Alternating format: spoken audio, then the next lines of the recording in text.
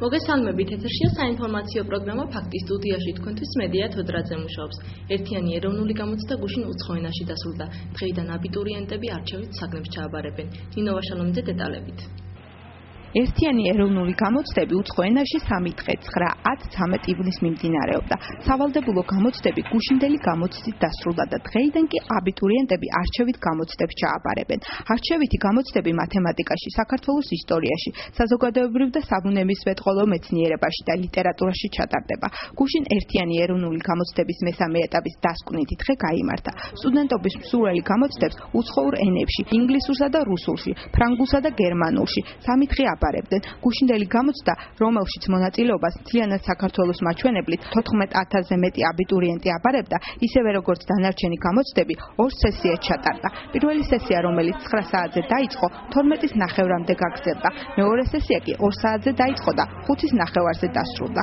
როგორც მოგეხსენებათ, აბიტურიენტებს გამოცდაზე მობილური ტელეფონის, პეიჯერის, გამოთვლელის და სხვა ელექტრონული მოწყობილობის შეტანა კატეგორიულად ეკრძალებათ. წინააღმდეგ შემთხვევაში მათ გამოცდიდან მოხსნიათ. ოზურგეთის საგამოცდო ცენტრში წელს მსგავს და სხვა რაიმე სახის ექსეს, როგორც საგამოცდო ცენტრის ხელმძღვანელმა ლევან ჟავანაძემ გითხრა, ადგილი არ ჰქონია.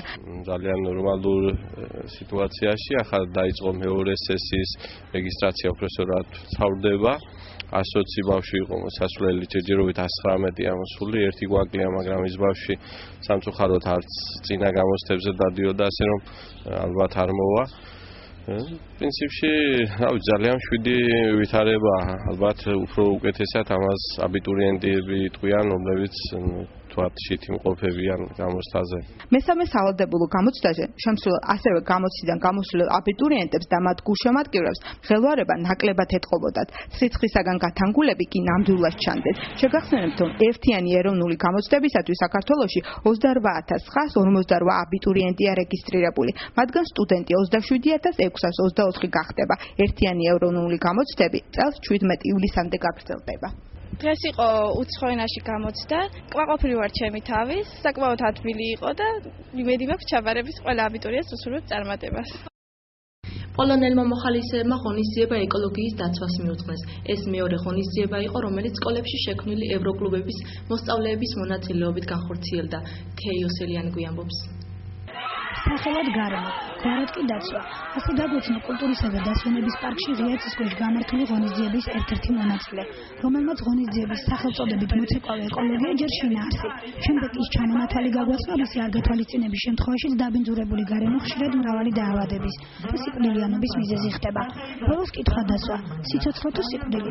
არჩევანის გაკეთების საშუალება ყველა სათითაოდ მისცა. ყველას, ვინც ამ გარემოში ცხოვრობს და ბუნების დაცვასთან მიმართებაში ხშირ შემთხვევაში საკუთარი მოვალეობები და ვალდებულებები აღიწყდება. ცეკვაში ასახული სათქმელი, თუმარეთ გადმოცემული აკრძალვები, დაბინძურებული გარემოს საბოლოო შედეგობრივი მაჩვენებელი და ბოლოს დედამიწაზე მარტოდ დარჩენილი ბინადარი, რომლის მარტაობა სწორედ ადამიანთა დაუდევრობამ, უყურადღებობამ და ეკოლოგიისადმი გულგრილობამ გამოიწვია.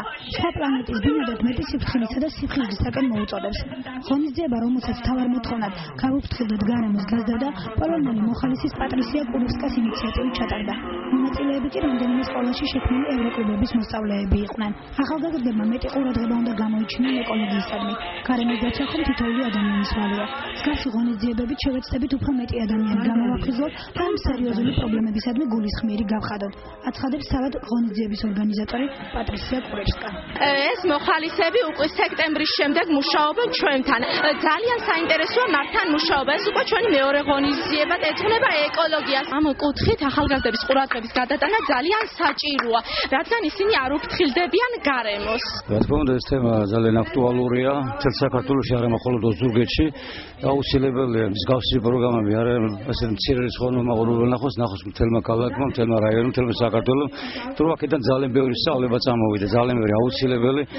მით უმეტეს რომ ახლა პარკის დირექტორია და აქ უამრავი რამე ხდება, რაც დღეს სცენაზე ვნახეს, რეალობაა ნამდვილად.